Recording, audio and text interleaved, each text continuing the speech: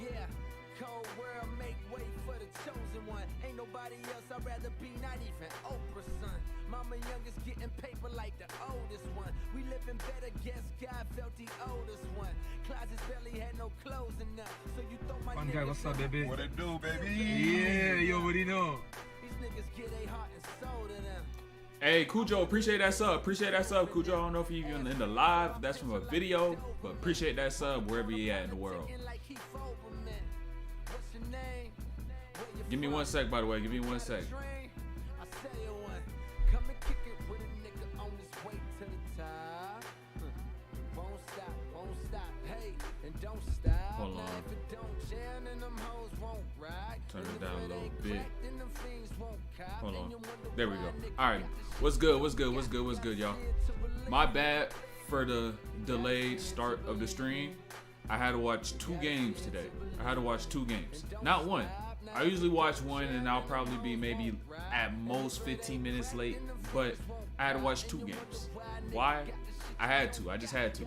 I had to peep that Grizzlies game, Grizzlies Bucks game, and I had to peep Klay Thompson. If I missed one of those 2, I was like, damn, it's a whole opportunity, a whole game I really wanted to watch.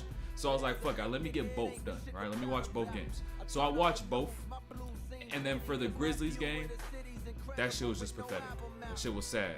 Let me even turn it down a little bit more. But that shit is just sad, bro.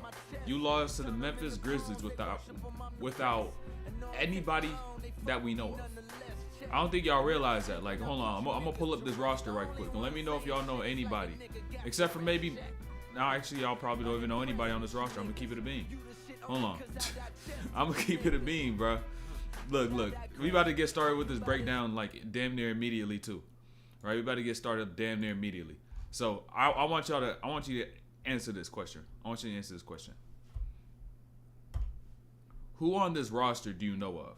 Like I'm not trying to make fun of the dudes on the team, but when you look at who's in the lineup, you may know of Aldama. You probably know Zaire Williams. And then outside of that, it's like I probably don't really know. Maybe Watanabe because he was his time in Brooklyn. But outside of that, y'all probably don't know a name. You know what I'm saying? And you got the Milwaukee Bucks, top 75 player, top 75, top 75. And then it's like defensive player of the year, damn near. And you're already familiar with the team. And it's like you dropped that. Yeah, that shit's just sad, bro. That shit is just sad. So I've had to peep why Milwaukee is playing so ass. And it roots from Doc Rivers, but I want to mainly talk about Dame because that's one of the players as to what you see in the production drop.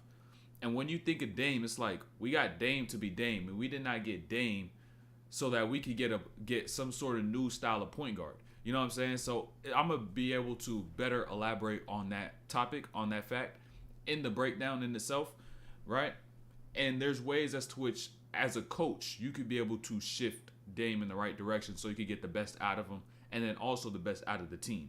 Because I think that's the root of a lot of the issues when it comes down to why they aren't able to produce as much at this point in time. When they had Adrian Griffin, they were still having a high-ass output, right? That net rating was still hot. But now that shit is like you scoring 110 points a game. You're not getting enough possessions in the game. Like, Doc be fucking all that shit up.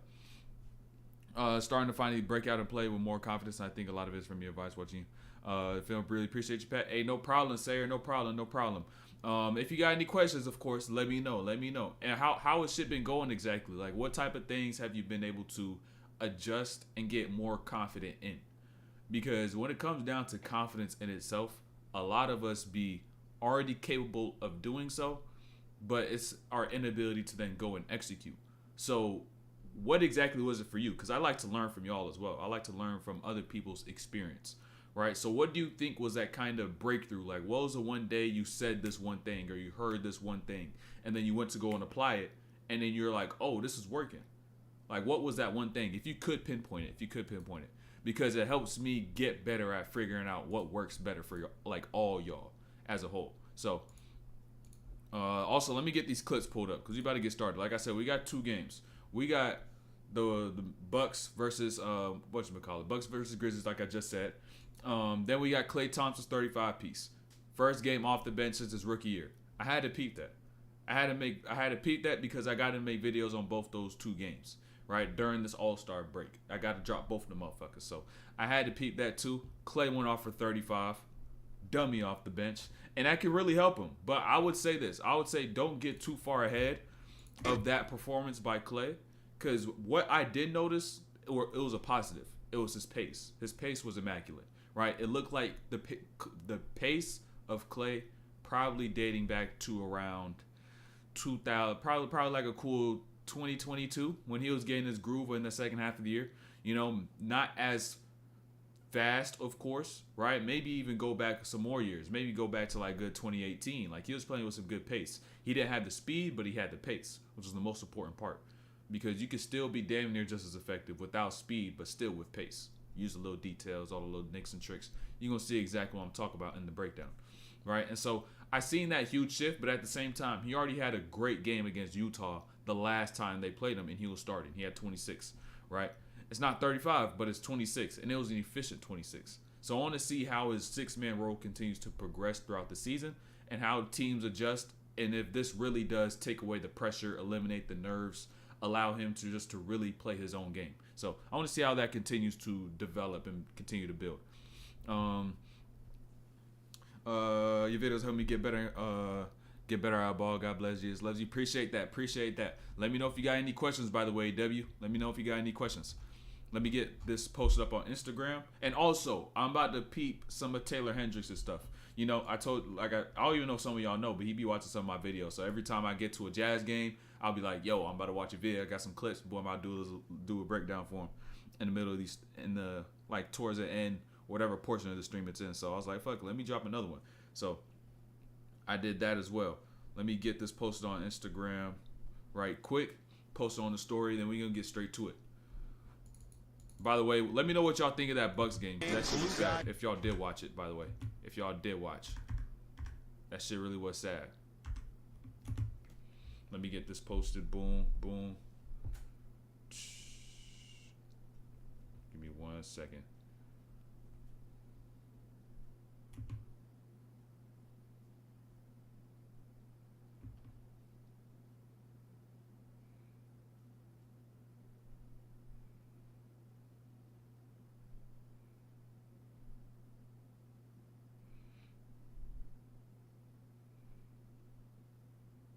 Hold on. Give me 1 sec. As per usual.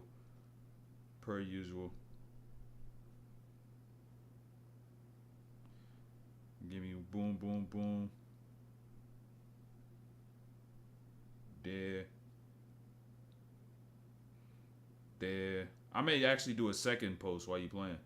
Just for when I start Klay Thompson's joint. Just because I know some people don't really be reading that shit. So boom. I'm going to do this post now. Boom. There we go. All right, we about to get started. By the way, I got a video that's low-key going dummy right now. So this sub counter may be going up as we doing this breakdown, but it may not even be because the breakdown in itself. So we low-key going dummy right now. If you see my story, I told you I'm locked in. If you see my IG story, I told you I'm locked in right now. So let me get this pulled up. Bomb.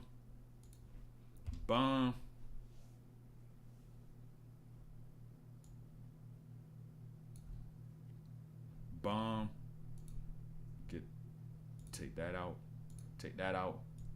Boom.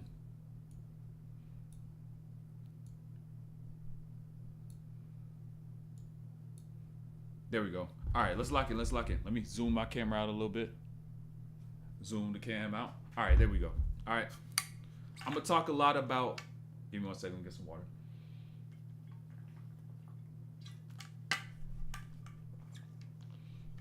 Like I said, I'm going to talk a lot about Dame, but a lot of things as to which Doc Rivers could change to then get more out of Dame, and then by getting more out of Dame, you get more out of the team. And there's also a couple things as to which if I was a coach, there's some rules I would implement into the offense. Because Doc Rivers has slowed down this offense terribly, like he did with Philadelphia. They're one of like the slowest teams last season when he was coaching. Now Nick Nurse got them from like that bottom 5 to that middle tier paced offense. So like Doc Rivers just be coming in and slowing shit down. I don't know why the fuck you do that, run these fucking long ass sets and shit, you gonna see exactly what I'm talking about. But he runs these fucking 15, 18-second sets where you go down to the end of a shot clock, and now you got no time to be able to really, in time, get more possessions. Eliminates your ability to have more possessions. In a team like Milwaukee, when you have Giannis, Dame, and then Chris Middleton when he gets healthy, you need possessions, right? You need that ball to get to everybody's hands so you can be able to score. It's not like last year where it's like, okay, we could be defensive based. Giannis gets his buckets, Chris Middleton gets his 20, 24 points, or like 23 points, and then everything else is just residual. They can't do that no more. Can't do that. Your offense has to be the one that propels you forward, right? It has to be that engine instead of your defense so much. So, and that will allow your offense to now become your defense. I think it's because I'm starting to be able to slow the game down a lot more in my head while playing and making reads without rushing, trusting the work that I put into. Yeah, probably just also like watching film just alone. It could be anything, especially just watching this. When this shit is really slowed down, I'm telling you y'all little details bit by bit. It's gonna help y'all a lot. A lot of y'all don't realize it. You'll think the game is fast, so I have to get better at being fast. But in reality, when you slow it down, you allow yourself to understand the layers within the game. Understand all that part, and so now once you get into the game, it's just automatic, right? You see it, oh, boom, this is natural. I've seen this before. I do that exact action. So I believe my phone turns off sometimes, but let me also do this too. I'm gonna make a second post. Breakdown starting now. Boom. Make a second post. Second post for the Discord. All right, let's get it though. Let's get it. So first things first, I want to talk about Dame. They fucked up Dame. They changed Dame's entire game. I don't know who it was. I don't know who told him, but I just know it fucked up his game. All right, hear me out. All right, I want y'all to really understand what's about to transpire, especially in the first quarter, really, and then in the game as the game progresses, you're gonna see he's gonna try to be too aggressive at times to where the balance of his entire game is gonna be off. Right, and so let me get some more water right quick because I'm about to cook. So first things first, right? When it comes down to the Milwaukee Bucks' struggles, I want to point out a lot about Damian Lillard, but more so how Doc Rivers could now help propel Damian Lillard to get the most out of the team, right? So you got Dame take this first shot of the game. Shot from three, boom, he ends up missing his first one. But understand the second look right here, right? Look at the second look.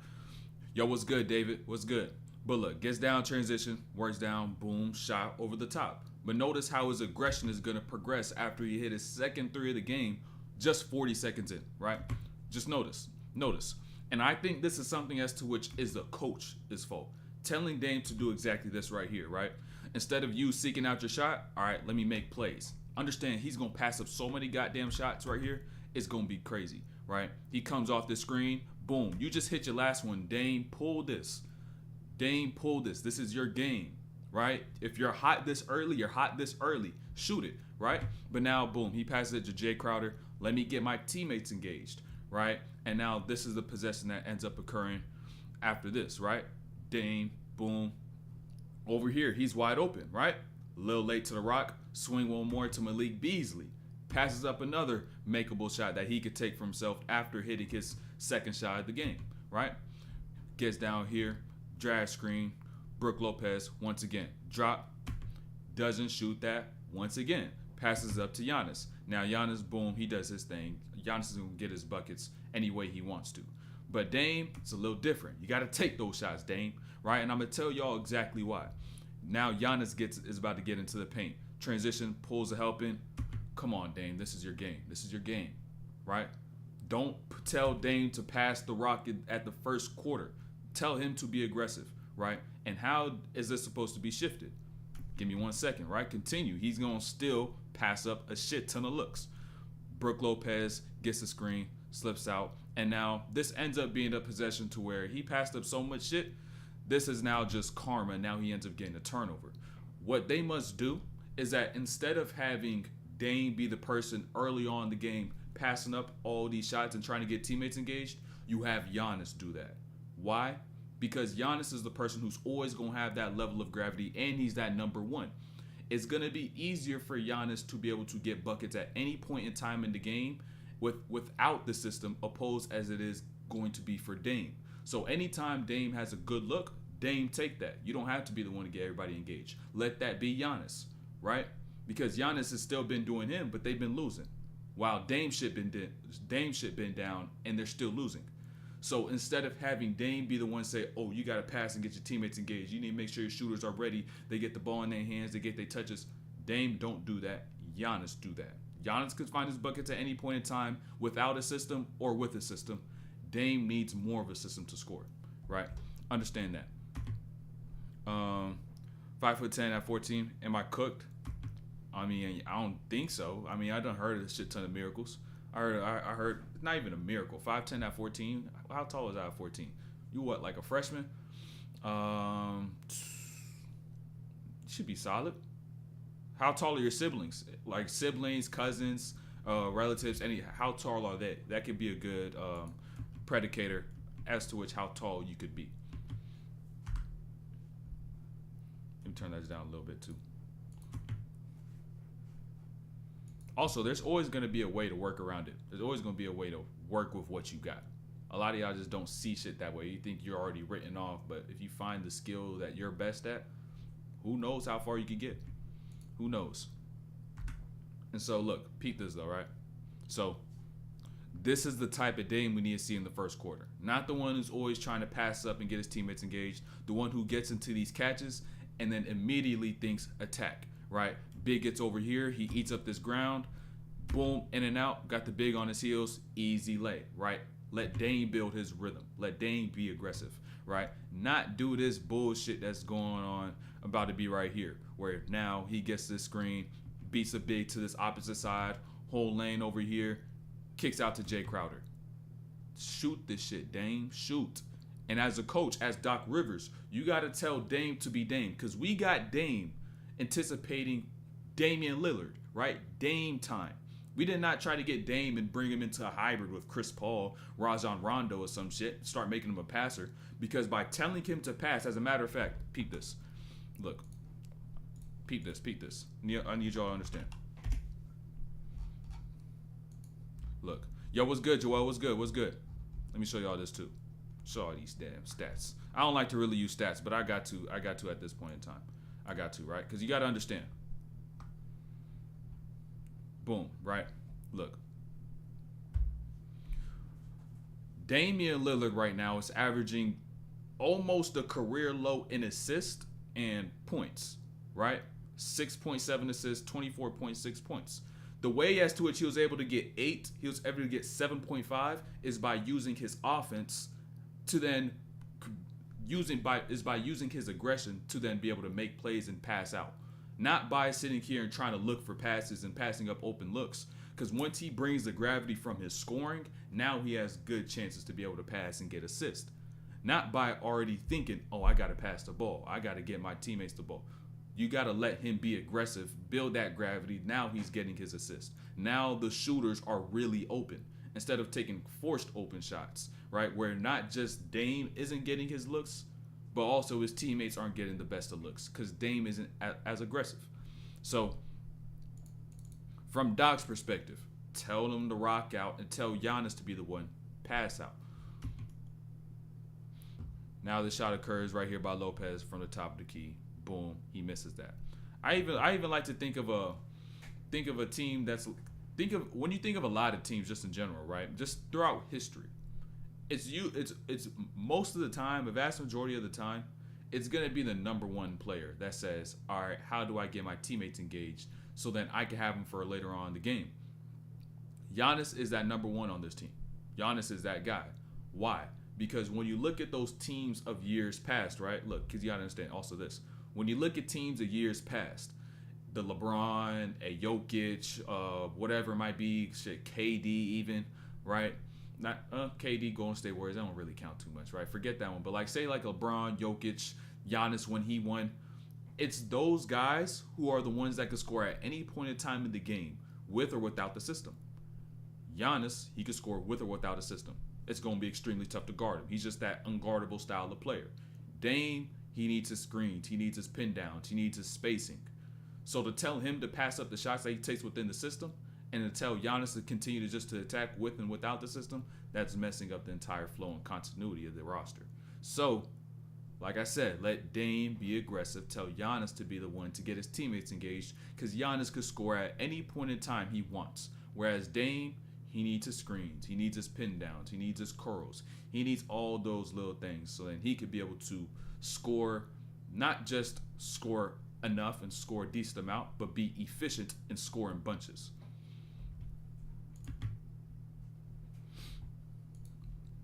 Oh, you said I don't even say my mom 5'3", my dad 5'7".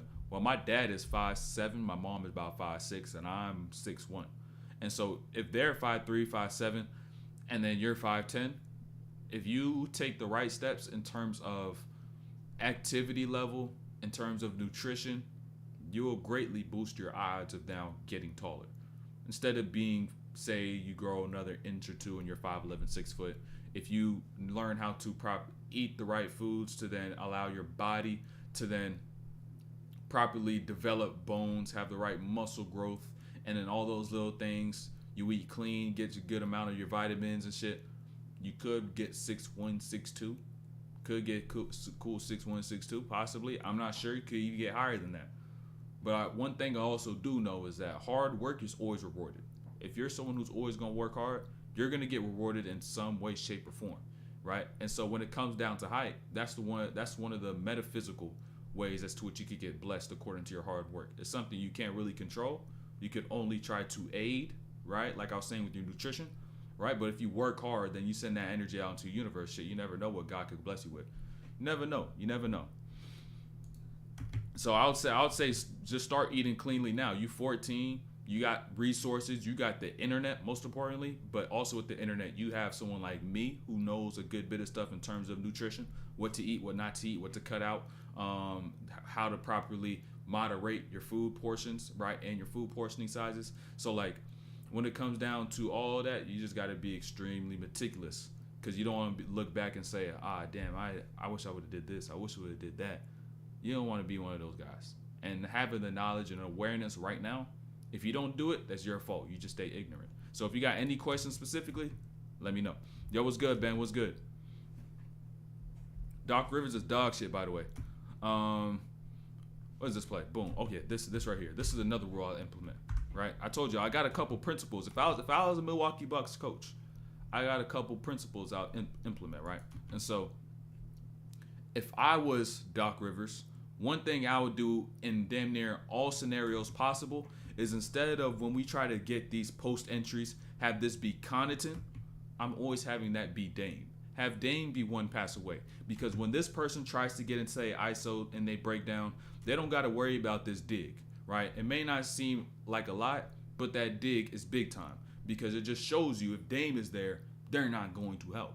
Because Dame going to shoot that shit. And if you only tell him to be aggressive, like I just said, he's going to shoot that shit, no hesitation, right? And so now you just allow this player to work a little better. No hesitation will need to be right there, because it's just one-on-one, right? I would have Dame initiate all those post-ups. So now you can't really play help. And now this is where Dame should also be ultra aggressive, right? In terms of his scoring. He needs to pick up this skill and now take it even further than what he has now, right? Fuck this FanDuel shit that's on here, right? Forget this FanDuel stuff, right? Ignore it. But now when Dame gets downhill, do this. Draw fouls, because now you allow yourself to score, and by scoring while the clock is stopped with free throws, you give your team more possessions. You give yourself more time. And now by having such a heavy, high engine, high maintenance offensive team with Giannis, Dame, and Chris when he gets back, having so many points that need to get distributed to get the most out of all players, stopping the clock is vital. I took some vitamins before a while ago, and I'm 6'8" now, sir. If that was them or just next and good sleep. It has to be more aggressive. Yeah, bro. Hold on. Let me get to what Gregory said before. But Dame has to be the one to be aggressive. Like, you need Dame to be Damian Lillard. Like, you don't need Dame to be Damian Nash or some shit. Like, you don't need to try to make him a hybrid of some fucking other point guard, because you brought Dame in to do exactly what Dame does. You know how good he is for exactly what he did in Portland. So you just got to bring him here and have him do just that. Have him play the game and always think score. instead of thinking, oh, how can I facilitate? Like, get the pressure of that off his hands and put that onto Giannis. Because like I said, the best teams, their best players are the ones that say, let me pass up some looks to get these guys open shots, right? You look at, say, like a LeBron, right? I really like to make this LeBron comparison with Giannis, right? I really like to make this comparison because when you look at LeBron in his years past, while he's just dominated the game, dominated playoffs, all this stuff, he was the one that was early on his teams in Miami, Cleveland, the Lakers. Anytime he won a chip, he was the one to say, let me pass up some shots. Let me get my teammates engaged and not his number two. When Bron was in Cleveland, he did not tell Kyrie, oh, you got to make sure you pass up these shots, get the teammates engaged. No, Bron did that himself because he was the number one, right? And he was the player as to which he could score at any point in time, right? Any point in time. He could get down with the system, without the system, break the offense. He could score at any point in time. So he was just like, all right, I could pass these up because I'm not worried if I'll be able to get another one. So now when it comes down to Giannis and Dame, Giannis, you do that. Dame, you score. Dame, you do you. Do exactly what you was doing in Portland. Come off the screens, jack, boom, get right side, boom, pin downs, shot, get into the lane, draw foul. That's what Dame does. Also, you said, oh, vitamins. Let me also read this. What can I do against having a dumbass coach that won't let me play because he has a personal problem with me for some reason? Hold on, give me one second. You said vitamins, but also one thing I would say about vitamins is that if you take a multivitamin, it's probably not going to work. Nobody really knows that, but if you take a multivitamin, it probably won't work. Because if you take all vitamins in one pill, in one capsule, it prevents your body's ability to absorb all those vitamins. Like, so say you have calcium and then you take calcium with magnesium and zinc.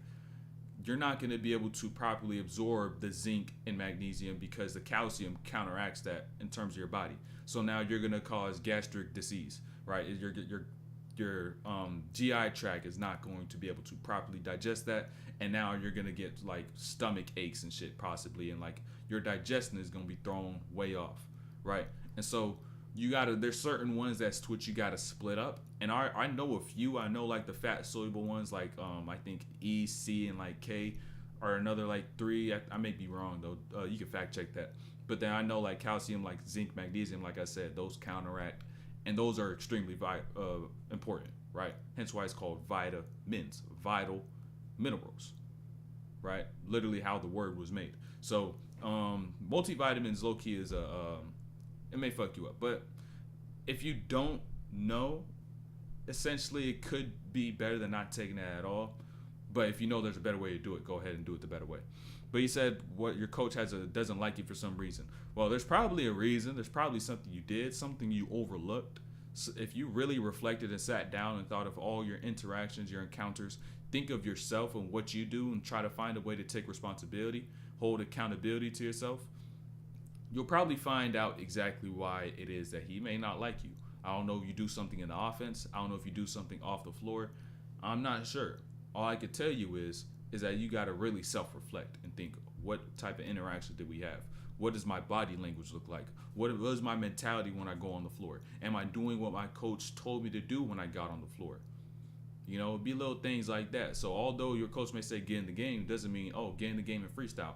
He still wants you to play to his principles, to his concepts. And if you don't do that, I could guarantee you, you're not going to see as much playing time. So you got to really self-reflect when it comes down to that.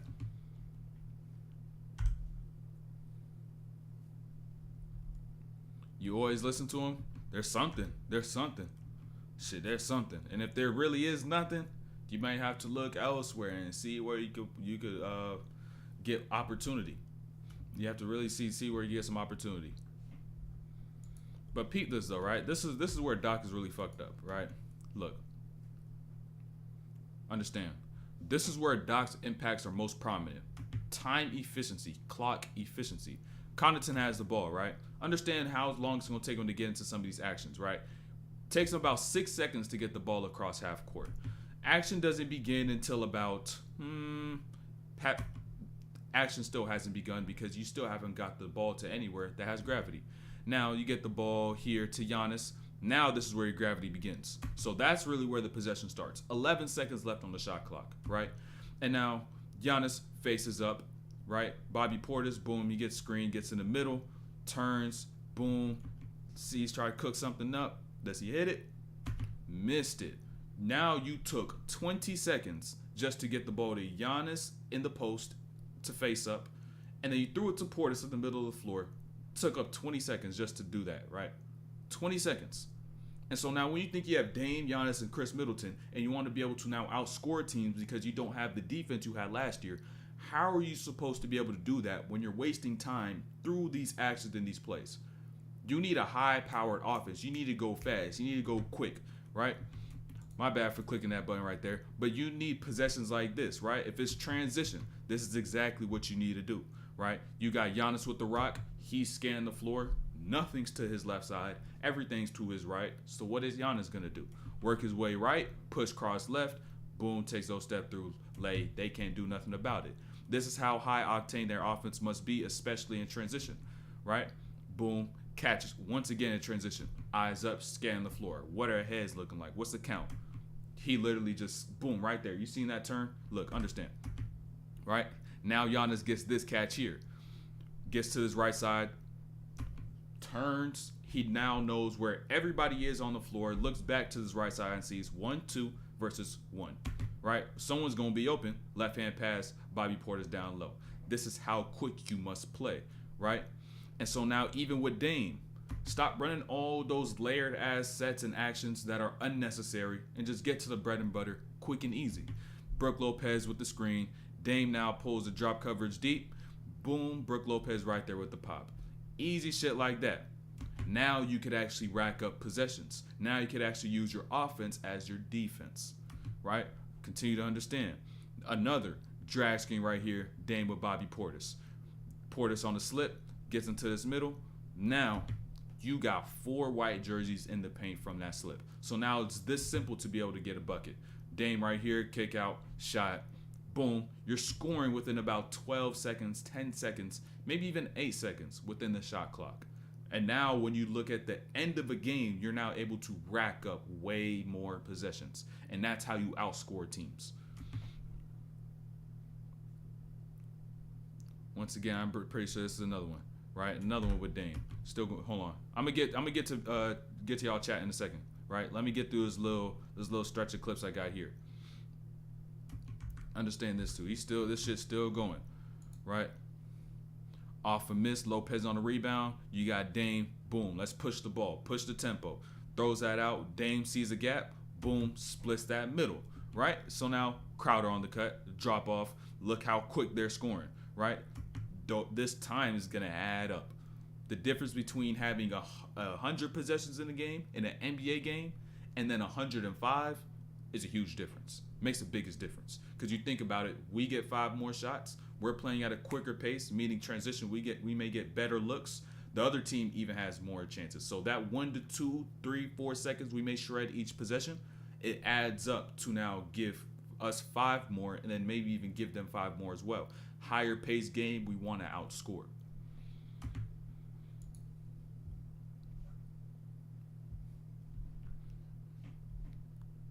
Boom, even another one. We still going with this pace. This is what you gotta do. These drag screens, fuck all those layered plays, right? Forget, right? I'm trying to tell y'all, bro. Look, forget all those layered ass plays. Just get straight to the bread and butter. Screen by Lopez at the top, Giannis corner, 2 down here. Now Dame could be able to just get into space, and this is the type of shot you gotta let Dame take because that's his game. Don't tell him to pass them up. Tell him to shoot the shots he's comfortable taking and shoot all of them. Last clip, and I'm going to get right to what y'all saying, though. Last clip, right? Even understand this. Now, since you are going to play fast, it also requires you to understand a lot of other teams are going to play fast as well. So you must get back on defense. That's where you must make up for your high-tempo offense and be able to limit some of their easy buckets, right? You missed that shot by Beasley, can't let Zaire Williams outrun you to the other rim, right? Someone's got to get straight down there into that paint, protect the rim. Back must have good transition defense as well. And now boom. All right, you said he was nice back in the day, but he got like that after his divorce. motherfucker got a divorce and said fuck all y'all ain't playing.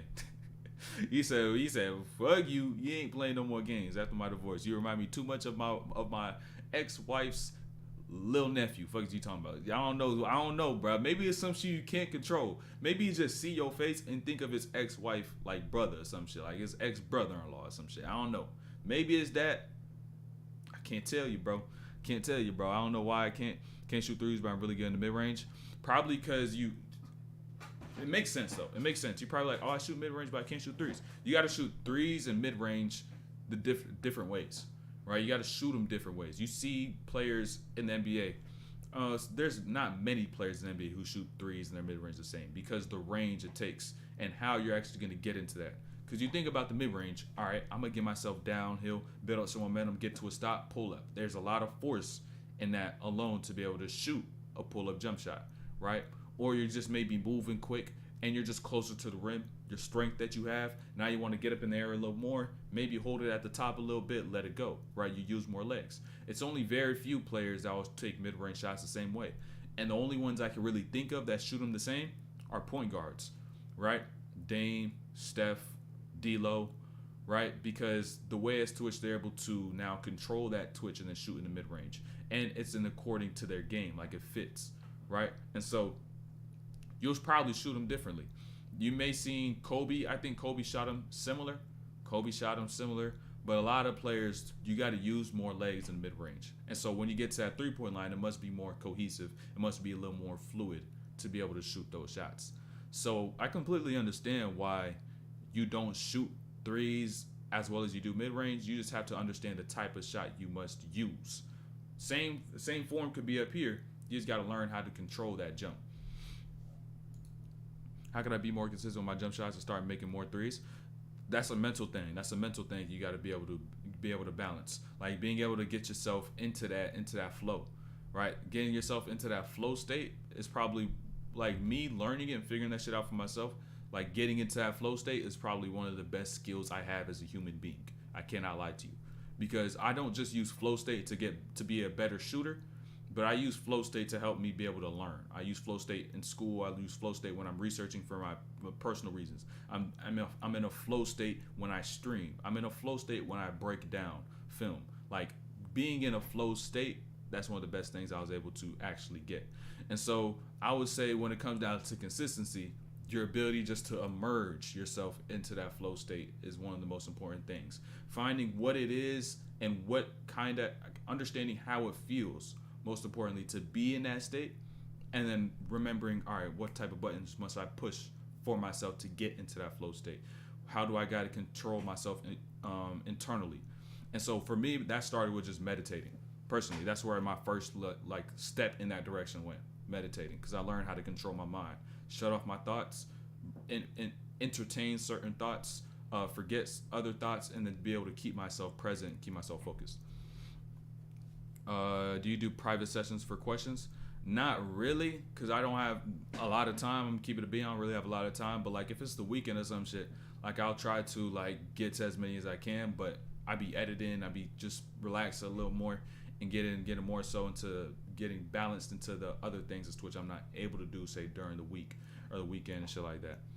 How do I get to it? Like I said, take a step in the right direction. Start meditating. It's the best thing you can do. I would say just literally simple as get 8 minutes, 6 minutes a day or so. Spend that time by yourself. Get some peace and quiet, and focus on your breathing. Learn how to shut off yourself mentally. You got drills for shooting? There's a lot of drills you could use for shooting, but the best way to get better at shooting is to work your way inside out. Get good at what's going on the inside and work your way out. And like you said, if consistency is your problem, then I would say that it's a mental thing you got to work on. It's a mental thing. And that could start by you off the floor, right? By you getting off the floor. And also as well, putting yourself through workouts that challenge you mentally and force you to now black out, right? So like instead of doing a workout where you make... What's up, baby? What it do, baby? Yeah, you already know. A ADHD 13, appreciate that sub. But instead of doing a regular workout where you may make about 50, 100 shots, do 200, right? Just to force yourself to now have to get into a flow if you want to be able to get from 0 to 200, right? Because now if you sit there and think about every single shot you make, that 200 is gonna be a long ass workout, my boy. Long ass workout. So when it comes down to that, you got to just allow yourself to say, okay, I'm gonna go do even more than I usually do, and to the point where it's like, oh shit, that's just gonna take long as shit. But at the same time, what you're gonna do is force yourself to enter a flow, because without it, you're not gonna be able to rack up enough at that point in time. It's gonna allow you just to let go and let yourself get into that flow, just to be able to do instead of think, right? Allow your subconscious to take over. And it's your subconscious, if you tell yourself, okay, make shots. If you think make, instead of thinking about fundamentals, think about your shot, your form, and you just simply at times just think make and think of how it looks like when a ball goes into the rim. That's one of the best things you could do to now be able to get makes, right? One of the best things you could do. I don't even know that could solve your consistency in itself, because a lot of y'all try to shoot and be extremely self-conscious. Can't be self-conscious when you shoot so much. All you really got to understand is the result, why you got a result, and then make the adjustment and then let it go, right? You got to tell yourself, oh, this is what I did. I got to do this next time, let it go. And don't force yourself into that action the next time you do it, right? Because you just got to tell that message. You got to relay that message to your subconscious. So now your subconscious could be able to produce the action that's necessary, along with all these other little variables, and allow all that to stay within a flow. So don't get super conscious when actually partaking in the action, but prior to, tell yourself and then let go and then do. So that's all you really need to know. A lot of y'all get too deep with it. You think when I shoot, I got to think about my elbow being in a certain spot, right? The only time you should do that is if you really got a problem with something. So you have to get it conscious to then get it subconscious. That's the only time. So say, for example, I keep my elbow out a lot. I'm going to have to start shooting and think elbow in, elbow to my hip. And so now, once I get myself to the point where that shit is normal, I let it go. That's the only time you should keep things conscious, and then until it gets subconscious. Let me get some water, though.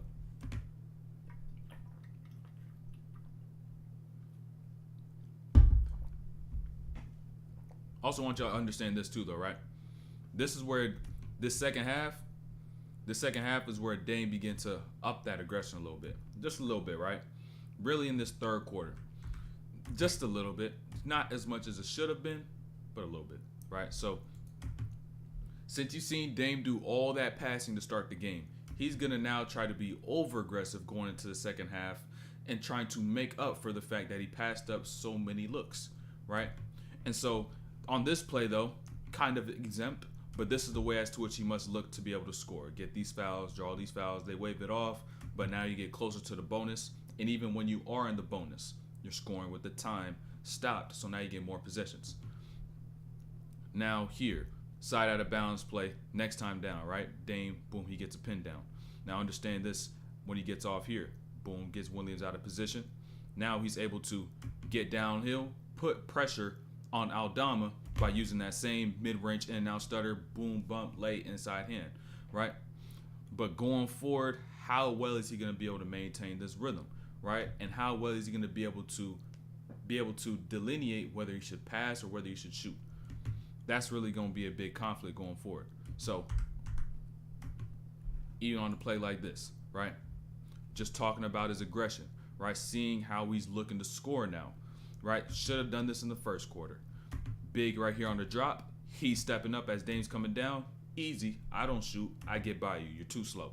Boom, gets here. Lay. Simple as that. Nothing more than that. Now, Dame, all right, running the offense. We don't need to run all these layered plays. High power, quick offense. All these plays are quick, by the way, right? So now you're getting more possessions. Hand off to Giannis. Boom, he gets his spin. Right there, gets to the stop. Gets that too. Play quick. They got to play quick. If you don't, it's going to fuck everything up. It's going to mess everything up. So now, boom, attack on Williams. Understand the spacing, right? Understand the spacing. Because even really think about this. In Dame's time in Milwaukee, how much have you seen him go to isolation, right? How much have you seen him go to isolation? And the key to isolation is spacing. And so with Dame in this situation, Giannis, Brook, Jay Crowder, all on that right side, right? And so now Dame could be able to, boom, slow drop tween, get to that left side, no worries about anything. Now he's able to get that foul. Milwaukee doesn't even really space the floor right? They don't really hunt out these matchups by you doing those little things. So then you got a play like Dame that can now isolate on the perimeter. They don't really do that much. It's really something that's also holding them back. Like, I don't even see them hunt out mismatches. I'm going to talk about that in a second. But they don't really hunt out mismatches, right? And so this is another thing too. This should turn up. Oh, straight. Okay, it's not too loud, but boom. This is another thing as to which if I'm the Bucks, I would also place the emphasis on, right? If I'm Milwaukee as well, when I play in transition, I want to have Giannis with the rock, because just by having the ball in his hands, it's quicker offense as well, because he already has two defenders trying to guard him, no communication. Dame, they're already just waiting for a drag, right? Unless you get Dame aggressive going to the rim, it's not going to be that the defense is going to be so already honed in, right? Giannis's gravity in these situations is much greater than Dame's. So now he's got two here. Dame can shoot this shit if he wants to. He can swing that shit to Dame, boom, shot. But you got a wide open Bobby Portis down low. So no need to take a three. Get the ball to Giannis as many times in transition as you can. And if it's not Giannis, it's Dame. Get into your quick drag screens. And another principle I would implement is that we always get the ball across half court before 20 on the shot clock. That's another shit I would implement just to make sure we get into our actions and our sets on time. Because if you get it there by 20, all right, we only wasted 4 seconds getting the ball across the floor. Now we're in the half court for 20 seconds, right? And on top of the fact we're already running these actions, if the play needs to go late, we got time for it, right? If we need multiple passes, we got time for it. But we're always looking for that first look. We're taking that first look. But at the same time, this was Memphis though, right? Memphis had no... I want y'all to even look at a shot like this, right? Memphis did have themselves a good-ass night because you got Zaire Williams, boom, hitting tween cross the side steps from the corner. They was hitting a lot of shots. I ain't gonna lie, they was hitting a lot of shots. But that also came from Milwaukee not really playing to their own level. And they played down to a level of their competition and just overlooked this game in itself.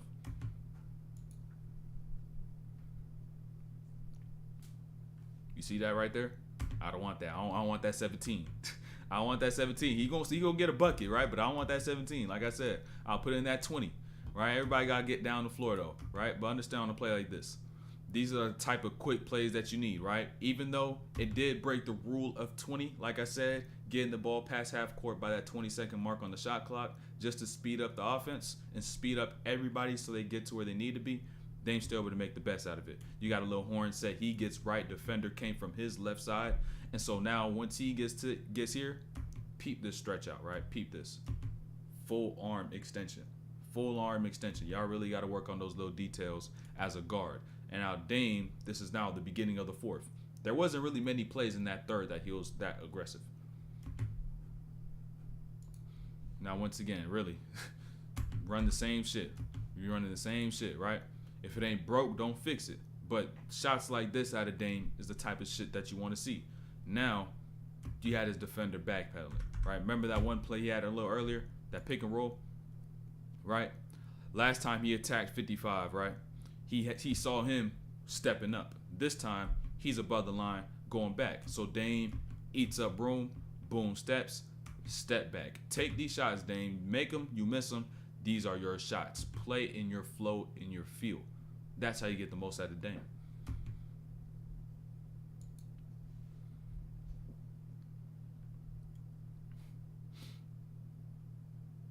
Once again, now Dame can actually get to work.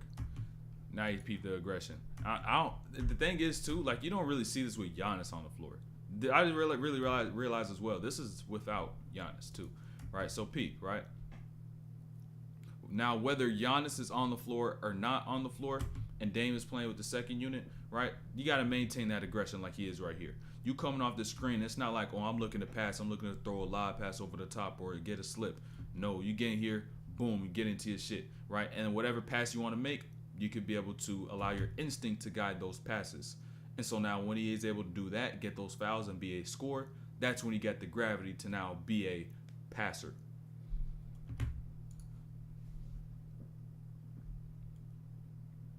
Now right here too, this is one thing I also thought about. I was like, yo, Milwaukee has a Brook Lopez, they have Bobby Portis, They got Dame. They got Chris Middleton as well. You got Giannis. Why don't these motherfuckers run no split actions? I was really thinking about it, right? So, like, I just want you to watch this play through, right? I want you to really watch this play, right? And really think of Milwaukee's offense as much as you've seen it, and even throughout this video as well, right? So, like, just understand, right? When you look at Milwaukee's offense, there really isn't any layers to it. So, at times like this, when Dame's just trying to get his own stuff off, right, and it's just not really working, what can you revert to except the same old, right? And this made me think, look who you got on your team, right? You got a Brook Lopez, who's 7 foot, about 270. You got Bobby Portis in this corner, right, who's 6'10", probably about 250, against a lineup with Aldama and Stevens and G.G. Jackson as the biggest players. Why don't you run any split actions? Why not? You got mismatches all day. They don't attack no mismatches. They just give the ball to somebody and let them rock. They don't try to get no switches. You just say, oh, go, let you rock, right? And now you got Dame coming off a screen from the top, going to the wing on a split action.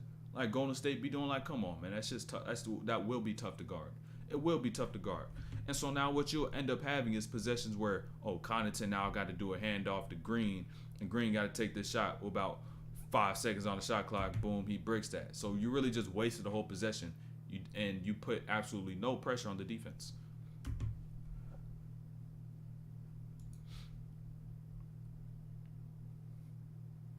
Now here too. Hold on. I went for it. Hold on. Give me 1 sec. These plays right here too. These plays are tough. These plays is where that instinct really is hindered. It's held back. Right? This is where that instinct is held back. So now you got Dame playing in transition, right?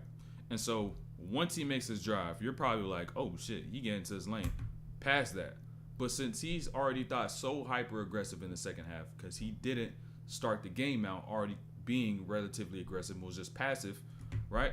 He's not even thinking pass, even when he should pass. So now he takes a bad shot. Allow him just to play balance. Don't tell him to pass, just let him flow.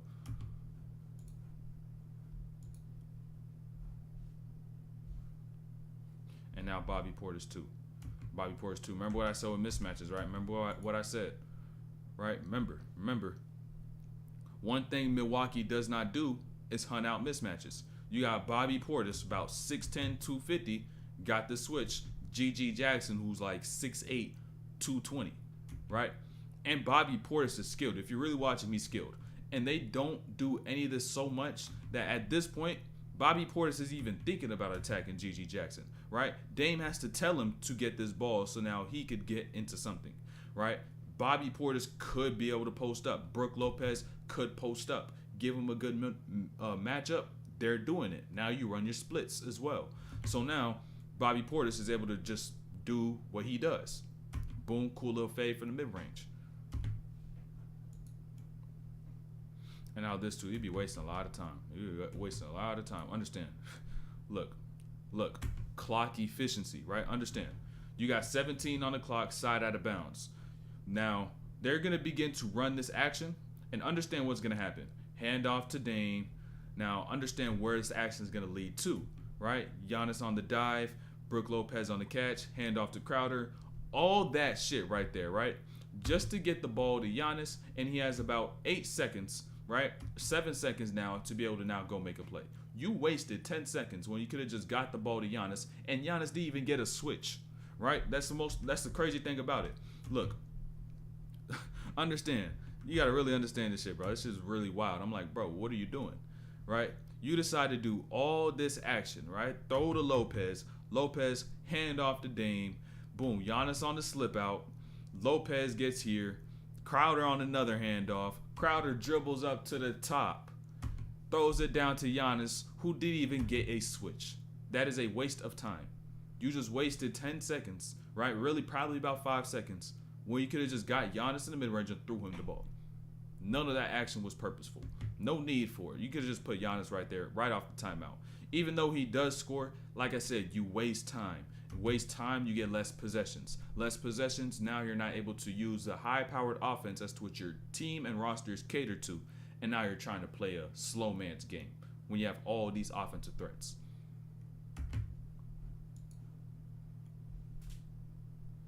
And now right here, Damian hit the shot, but what he did on this, y'all really got to pick up on it, right? Y'all got to pick up on this. So, peep, right? Dame eats up this ground.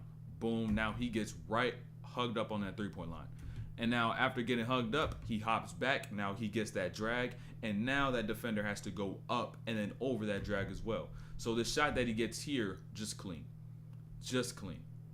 That little detail right there is vital. If you get yourself working up on the line, and most importantly, if your screener's also hip to the fact I gotta also set the screen high, that shit's gonna be so good, bro. You get so many good looks.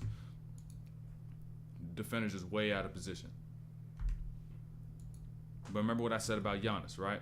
Giannis, he's a player that can score with the system or without a system, right? You barely need anything for Giannis for him to be able to score. So Dame cuts through. Giannis got the rock top of the key. And since Dame now went to that right corner, Giannis is going to work left where he has space. Now, boom, spin. Now gets right back to that right hand. Gets that lay. Giannis can score at any point in time he wants. Dame, not so much. Which is why Giannis got to be more so the passer.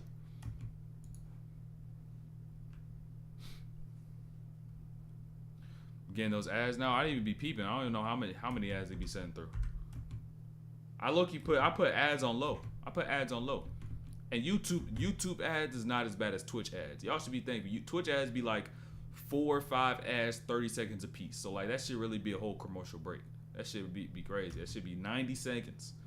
Really be 90 seconds.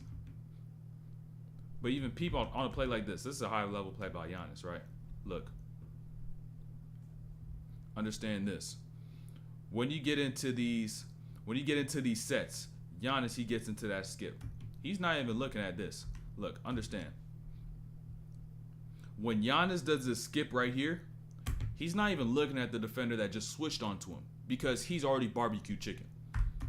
Right? Because at this point in time, what he's looking at is this help. Because that help's going to determine where should I pass the rock and will the rim be open, right? So now, boom, GG Jackson stepping over to that middle, left hand pass straight to that corner. Easy basketball.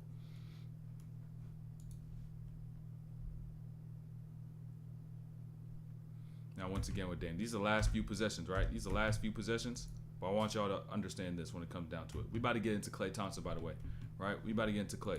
So, you got to understand this about Dame. Dame's nickname, right? You got to understand what's Dame's nickname, right?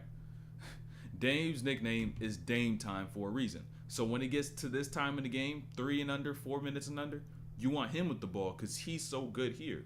But if you don't put him in the right spots, he can't be Dame time. And if you don't build up his rhythm and momentum, he can't be Dame time, right? So now you get him into a set like this where now you get off the screen with Giannis. He sees 2. He has to pass. And on top of the fact of that, he don't have his rhythm offensively. So what do you think this is going to do for his morale as a player going forward, right?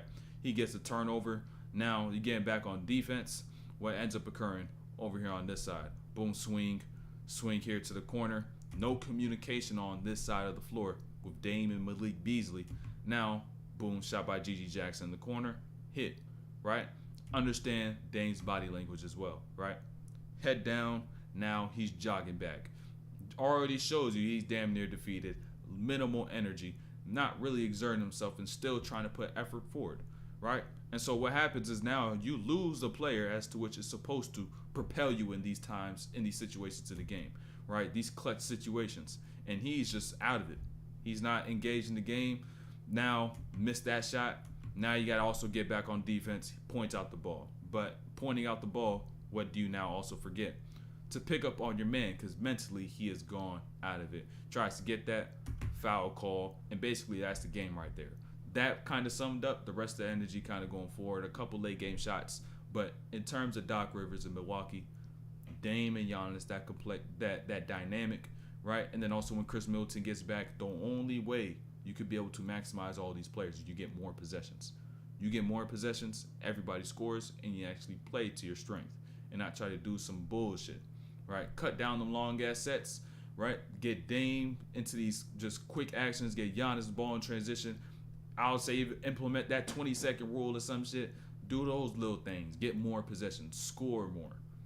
So all you gotta do is score more. Don't slow down the game. It's only gonna mess them up. So We about to get into Klay Thompson, though. We about to get into Klay. Let's peep Klay right quick. Boom. All right. Let me get some water.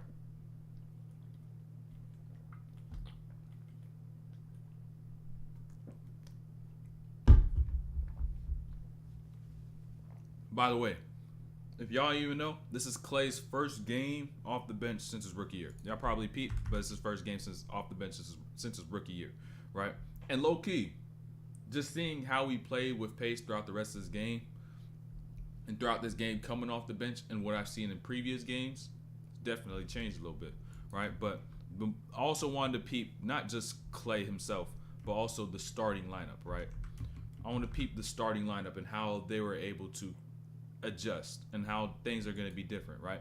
And so with Klay out of the starting lineup, what you're going to have a lot of times is they're now going to place some more emphasis on getting the ball to the rim. So these actions, right, whether it's here with Steph, with Kuminga can have more of an emphasis and be more prominent in these actions, so now he can get his buckets instead of always trying to force up threes and try to prioritize Klay's shots, right? So now that's going to build better rhythm and get more passes out of there, right? Same thing in transition. You got Pozinski with the rock. Now when you get down here in transition, I don't know why this is lagging so much. Hold on, let me see this right quick. I don't know why this is lagging so much. Let me try to close some stuff out right quick. I don't know why, but that shit is low-key lagging crazy. Let me see. Boom. Let me see. It might just be the clips. I don't know. Hold on. Let me see something. Let me see one thing. I might have messed up on one thing when I was downloading this. I might have low-key forgot to do one thing. Because I was like, wait, this shit do not look right. Yep, I knew exactly what it is. Hold on. Let me get these clips re-downloaded, right? Let me get these clips re-downloaded. Hopefully my stream don't get fucked up while I do this. All right, hopefully my stream don't get fucked up. This shit might go a little slow. Give me like 3 minutes. We'll be back to it. Because I had the clips saved, had them all downloaded in about 360, not 360, but 30 frames. I had them downloaded in 30 frames. So I was watching, I was like, this shit is ugly. This shit looks like this shit is buffering and some shit. Right? So I was like, okay, this some shit do not look right. So give it 1 second. Shit's at literally 25% right now. So also what I was gonna say, I got some video. Hold on. If you a member, if you got the membership, right? I got some 2-foot bounce workouts that I'm about to drop this weekend. I got some 2-foot bounce stuff I'm about to drop this weekend. And so y'all gonna peep that. There been some new isolated drills I've been working on and I've been peeping. I know this shit is loud as hell. Give it 1 second. But I've been doing some new isolated drills. And you said shooting drills before, right? One thing as to which I always do, just in everything in general, if you want to improve a skill, you either got to do the skill directly, or you got to take the skill, break it apart, and do a drill on the part exactly as to what you want to work on. You got to work on that exact part, right? So say it's like ball handling, right? There's how you cuff the ball. There's the pound of your ball. There's like all these little things, like the speed, like your hand speed. Like if you want to work on, if there's one part that's bad of ball handling, you got to work on that one part, and then like do drills that orient to that. Contact you for questions. Probably Discord is probably best. Are you in the Discord? Are you in the Discord? I probably respond to the most questions on Discord. Yeah, 20 or... Ignore that. I just had to re-download that video. Let me also drop the Discord link before you even get started. Boom. I got some gems in this Klay Thompson vid though, right? I got some gems. But let me drop the Discord right here too. Boom. Dropped it right there. Pin the message. Let me exit that out. Let me get back to this. Thank you. This shit looks smooth. All right. I've seen that shit before. I was like, bro, I cannot do this. I was like, what the hell is going on? Right? I may even just kind of restart from what I was saying from scratch, because a few of these plays, they're interconnected. So, like I was saying before, right? Let me exit this out. Boom. All right. Let's lock in, right? Like I said though, right? With Klay out of the starting lineup, this allows Golden State to now place that emphasis more on what they're going to do in terms of getting the ball into the paint. Instead of having somebody, you got to force feed shots to get threes and get looks. So now these slips are going to be more prominent, and now it's going to be easier buckets, better rhythm, and more assists for Golden State, right? Now it's just in the half court. Same thing in transition.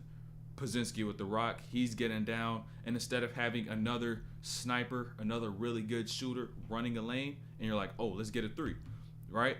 Give this up to Wiggins. He's not settling for a three. He's getting the ball to the rim, getting that lay, right? You're not settling for so many threes anymore. Or not necessarily settling, but you're not hyper-focused. Let me say that. You're not hyper-focused on threes. Because Klay shooting a three, it's like, is it settling? In a sense, if you're shooting bad, depends who you ask, but not so hyper-focused, right? So here too, right? Now with Kuminga, right? When Kuminga now gets in these spots with Klay out the lineup, he can't do this no more. That hesitation is going to be gone because it's not like you're turning and you're seeing Klay. It's like, oh, I got to pass that. You don't got to pass that no more. Kuminga, you can keep that shit for yourself. So now, boom, he's able to get into the paint, little pump fake, get into that leg, get his foul. We're going to see a Kuminga be ultra aggressive because he no longer has to think of another shooter being on the floor at these points in the game. And so here too with Steph. This is something even with Steph, he may have to get used to, right? You think about the last time Klay was in the starting lineup, 2012. I don't think Steph has really played with Klay at like that. That's also the last time Steph may have played when Klay was off the bench, right? And so at this point in the game, usually Steph would be right here. Or Klay would already be way down here.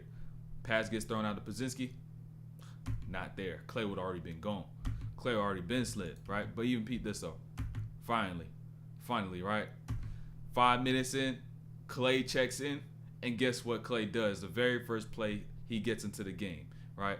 And even understand this. When he checks in, he's got second unit player, both checking at the same time. So you're not playing against that first unit defense, and what they said on that scouting report hasn't really kicked in because there's already been 5 minutes through the game. So the players are already in the flow, and Matt might have forgotten about that, right? So Klay now wastes absolutely no time. Gets to that mid-range, turn, let that shit fire. Missed it, but you just got to break yourself into the game, right? And understand how he's going to build his rhythm and how this has alleviated pressure from his game entirely by coming off the bench. And so when it comes down to Klay too, like I said, with this pace, this is going to be something that's big time, right? Something that's big time.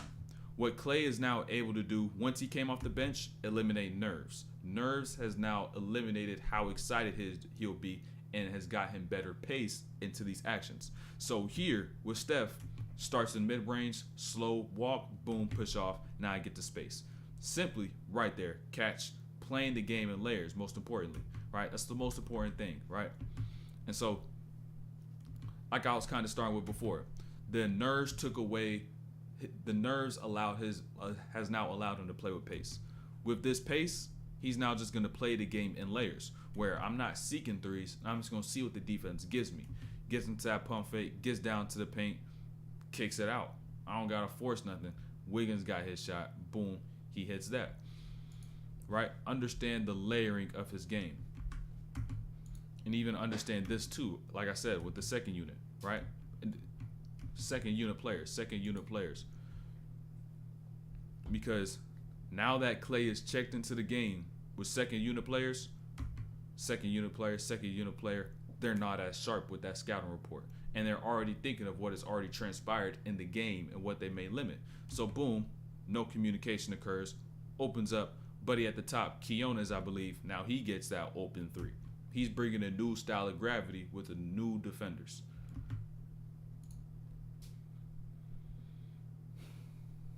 And even here too, the pace. That's the one thing that was the most prominent. I was like, yo, he's just relaxed. He's chilling. Like, he's not trying to force nothing, right? So look, Gary Payne gets over here, tries to hand off with Klay, points away. But understand after this, Klay has already done most of his work because he's starting inside that three-point line, right? Instead of being on the 3-point line, trying to rush it to get in certain things. He's picking his spots exactly how he wants it.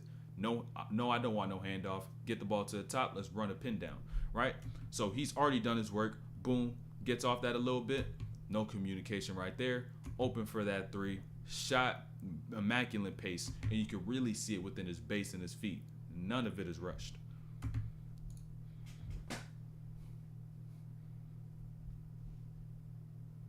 Now, peep this once again in transition. I even want to say this about Klay, right? Understand, right? No nerves means better pace, right? And so the thing about Klay and his jump shot is that he's not a quick base shooter. He's not a high jumping shooter. That speed comes from his quick release, right? And so we could really see how Klay is playing within his pace on shots like this, where it's just flowing at the top and he's not trying to jump so much, because that's really not his style of jump shot. His overall pace, his demeanor has now calmed.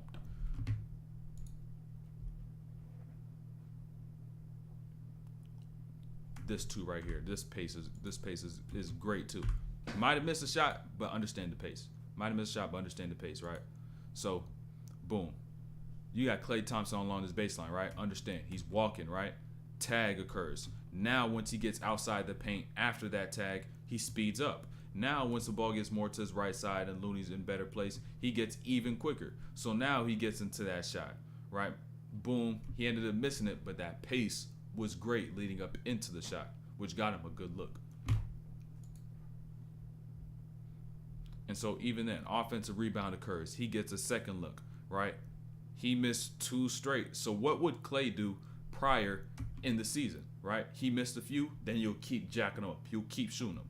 But now, since that pace is better, since he has no nerves because of coming off the bench, what is he now doing in these situations, right? Understand what he's now able to do in these situations. Instead of jacking up these shots and trying to get his rhythm by shooting threes, he's going to play the game in layers and let the game come to him. Boom, cut middle, I'm getting to my lays instead. So now, boom, bump, lay on Walker Kessler. Even understand the little details that he was able to use on a play like this, right? Because you got Kessler coming here. He gets to 2, jumps and gets into Kessler, even though he barely gets off the ground. Like you can see his feet. He's barely off the ground. Jump maybe a foot, 2 feet in there. Boom, he gets that leg, extends that arm. He's playing the game in layers. He's not trying to force no jumpers. Really understand as the game goes along. Once again, you see Klay in this corner. Understand the footwork at this point in time, right? Understand. You got a defender who sees a ball go over their head. So now I'm not even going to try to shoot, on top of the fact I don't really got that much space. So once he gets that catch, boom, he shifts his whole body angle going the opposite direction, because in the corner you might step out of bounds. So now he's able to get into this middle. But since he had to do more movement and his angles weren't so sharp, he now just gets into his mid-range, boom, gets that bump, shot from the midi, building his rhythm. He's not forcing no threes. Understand how it's going to keep going. Once again, making a simple play. Making a simple play. Understand, right? This is what, 2 hits, 2 made shots in a row, right? 2 made shots, right? And so hitting his last 2 shots, he gets off the screen, just makes the read, drops it off to Jackson Davis, right? Boom, he gets it to the middle, gets Pazinski on his other side. He don't even get no counting stat for it, just making the right play. He's using his shot as gravity and not trying to be so reluctant on that shot.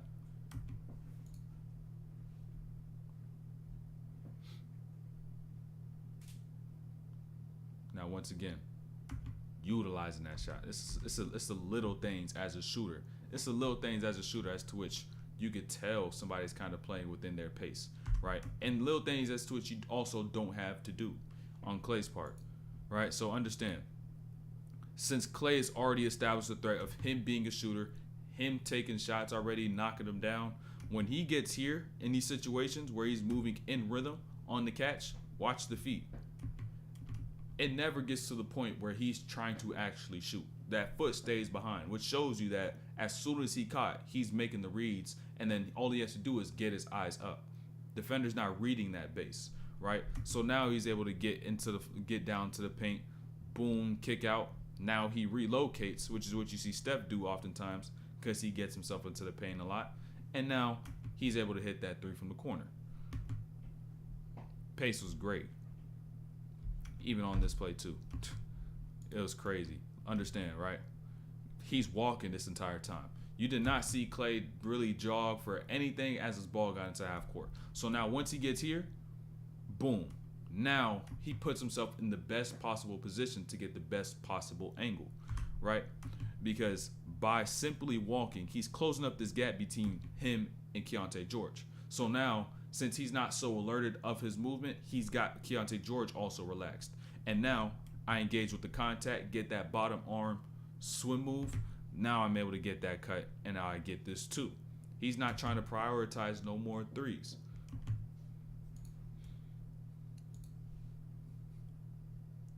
Pace once again. Always vital on these slips, right? This gravity is always going to be there. Don't matter how bad Klay may be shooting, it's going to be there, right? And so the icing on the cake was really this pace.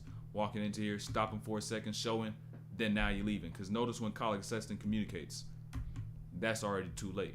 So now Klay gets into that shot. Boom, right over the top. That's a bucket.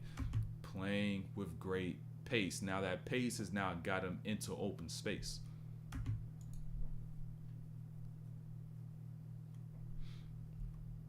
Once again, this play was super similar. Greetings from Germany. I'm going to see you next stream. All right, I'll catch you. I don't know how long ago that was. I don't even know if I peeped that, but I'll catch you if you're still here. But understand, this is another play that was super similar to what we just seen before, right? Something that was super similar, right?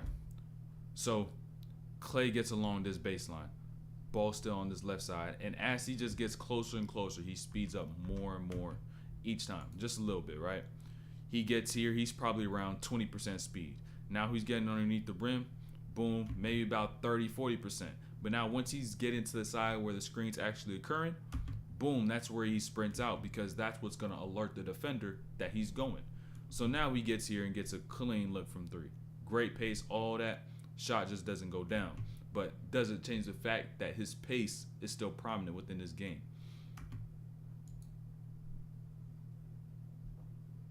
And so here, just a simple play. Nothing crazy. Transition. Just to remind y'all, 2-on-1s could be that simple. 2-on-1s really be that simple. Just get the shit up. Don't try to take too long. Don't be looking over don't be looking over so quick and just so hesitant. Just drop the shit off. Just drop it off, bro. You don't need to be doing all that.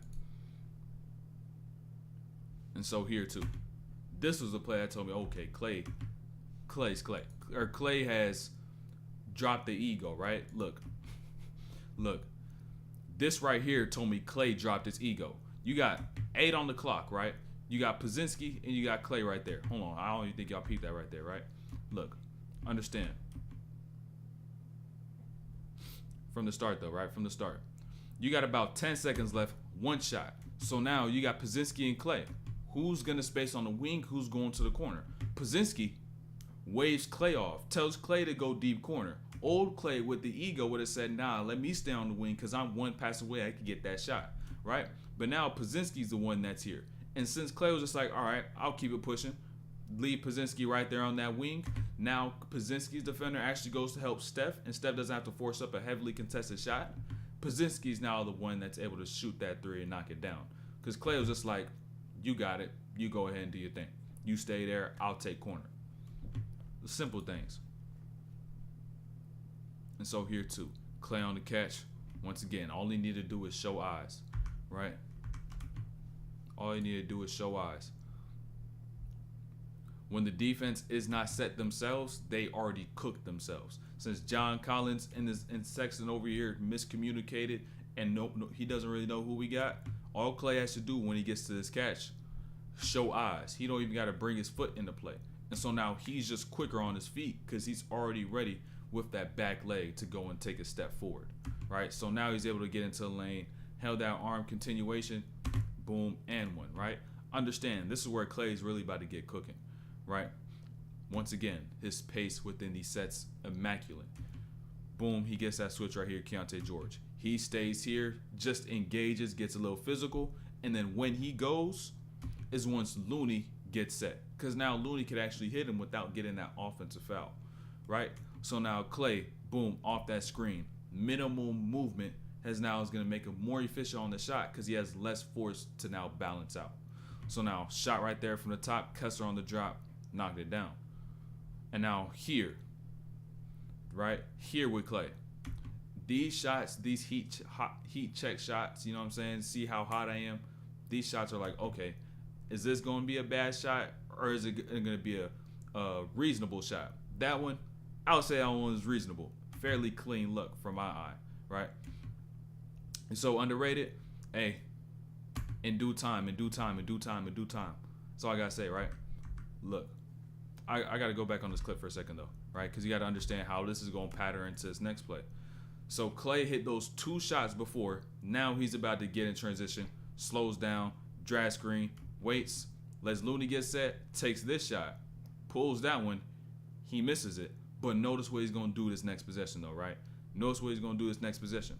You would see him a lot of times earlier on in the season decide to automatically go and take a 3 to try and get himself back in rhythm to shoot 3s. But now, running along this baseline, curls to the rim instead of going curling for a jumper. He's actually making the reads necessary for him to be able to get good looks and not trying to force a look. Because literally by simply thinking for a split second, oh, can I shoot this 3?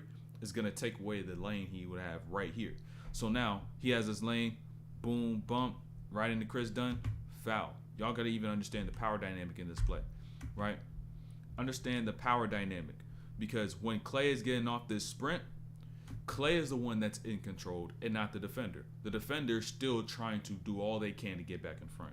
So now, since they're not even in legal guarding position, bump occurs, an unorthodox pickup, he gets that and one. And now, once again, this is where he can now take a 3. He missed the last one. He made a shot from the paint, made the free throw, and now guess what I'm going to take after this, right? Guess what I'm now going to be able to take? Now, boom, I'm not taking that one. Walker Kessler, he jumped out on that, right? Even want to talk about one thing when it comes down to this, right? I'm going to go back in a second. I want to talk about Walker Kessler for a second. Talk about Walker Kessler right quick, right? Something about this drop. So now that he hit that layup, got that free throw, right? Getting off another drag screen. Walker Kessler's in a drop.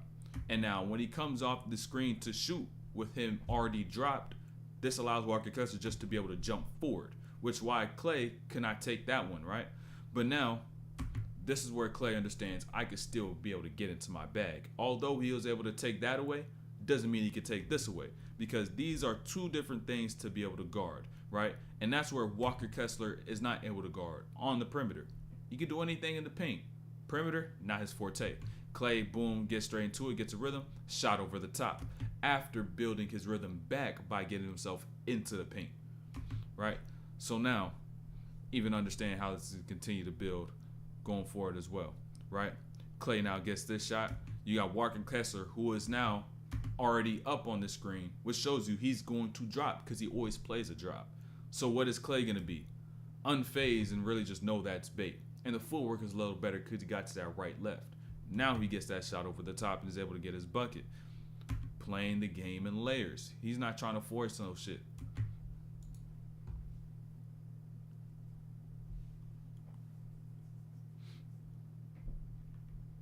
And now here too. Once again, he's just making reads, right? Once again. Simple things. Just to make reads as an off-ball player. It'd be as simple as this. Get over the top, boom, under, no, not getting no pass, ball still getting initiated, right? And so, boom, split action occurs. Chasing over the top. Now, I didn't curl to the rim because this is a split action, but I'm still got some, I don't have much room between me and the person chasing. So now he gets here, pump fake instead, because they already think he's going to hit this because he's going to shoot this because he's hot, right? But pump fake, boom, shot occurs, boom, bucket.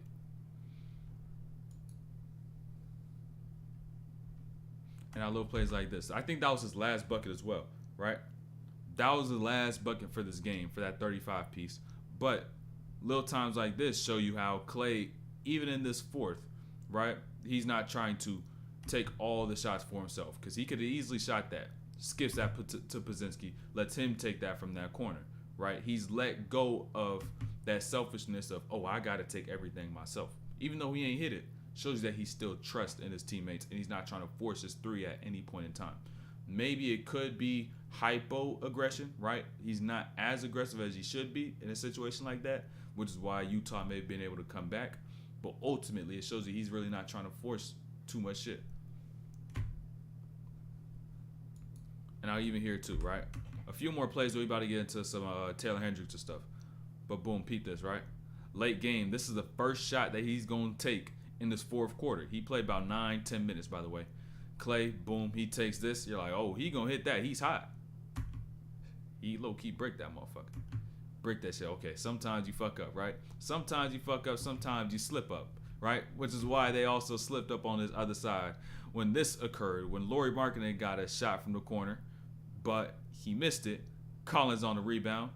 Look what this shit about to happen, bro. I ain't gonna lie. When I seen this shit happen, bro, I was like, ain't no goddamn way. He threw that shit to the fucking alleyway.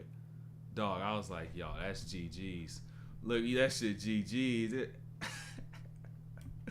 Yo, even the coach was like, dog, that shit's tough. Look at Sexton. Oh my gosh, that's just like, damn, bro. You had that shit right there. You had that shit right there. But now, boom, I'm about to peep some of Taylor Hendricks and stuff, then we're going to get out of here, right?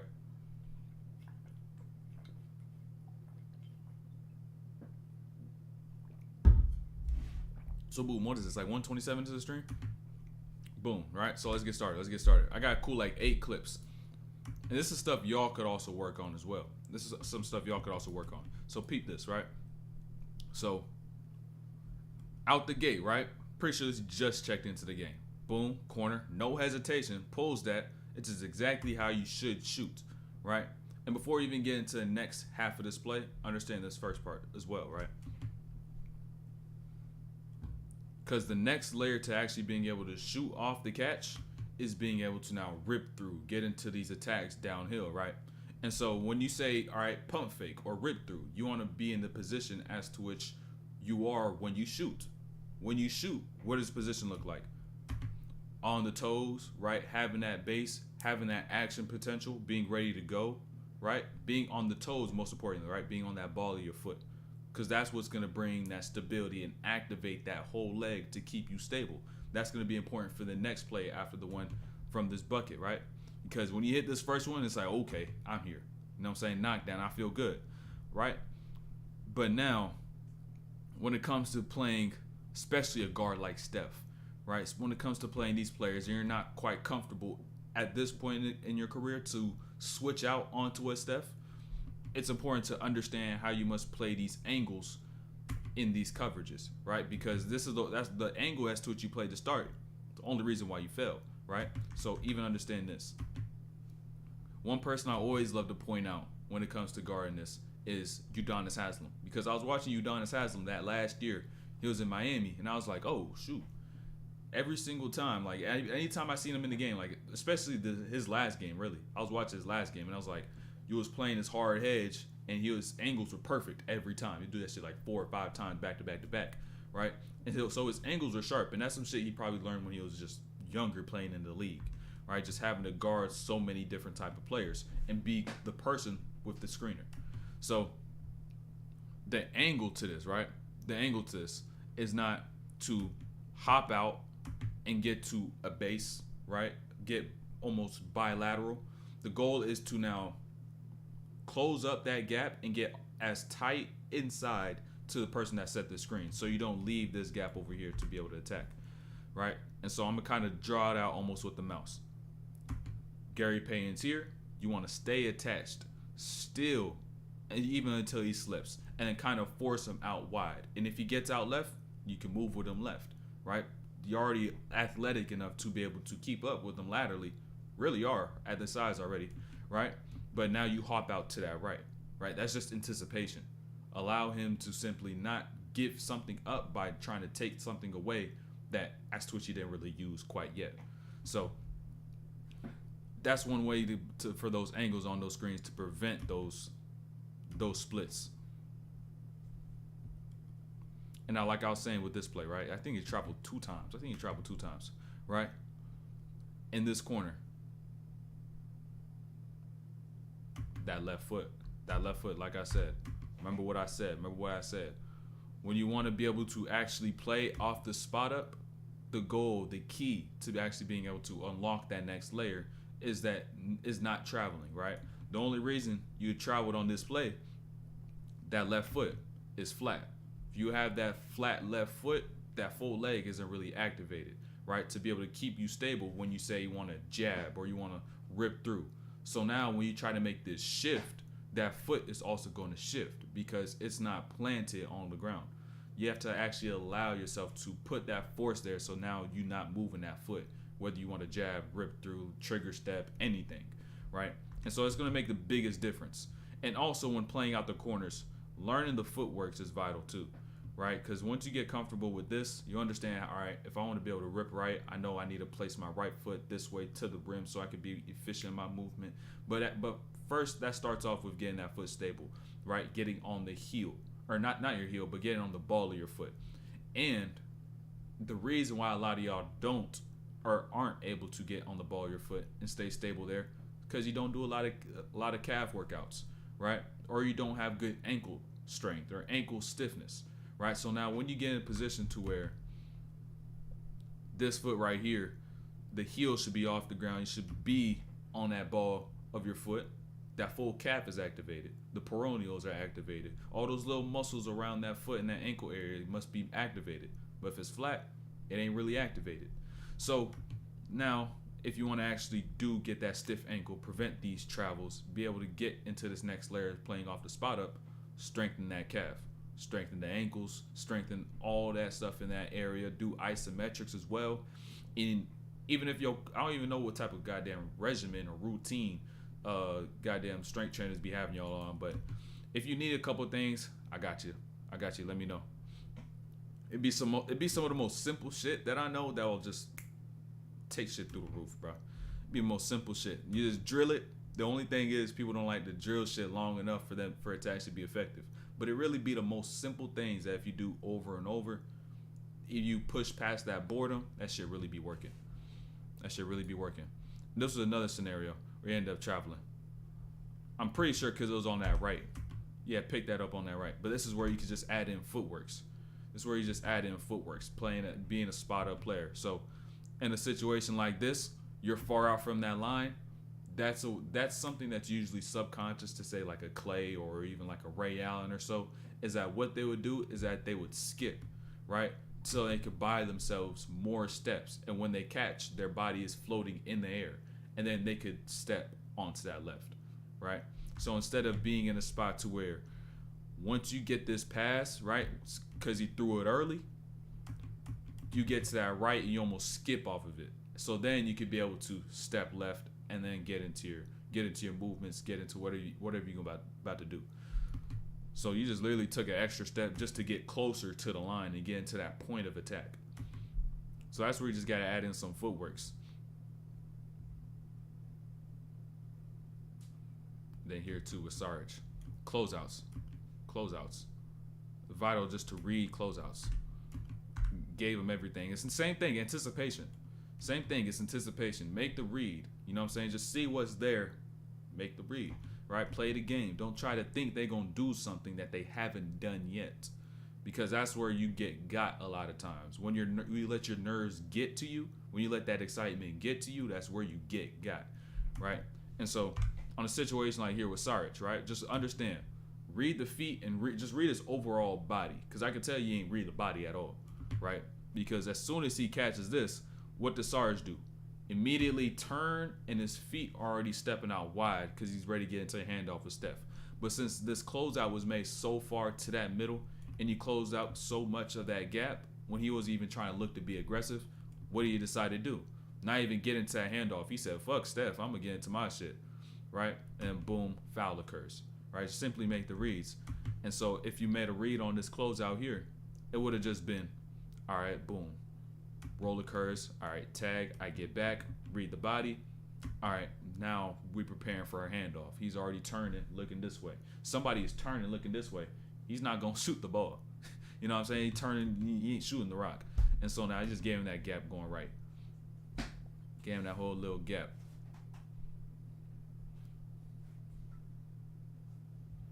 Let me speed this up. Boom, here too. Another thing, catch and shoot footworks.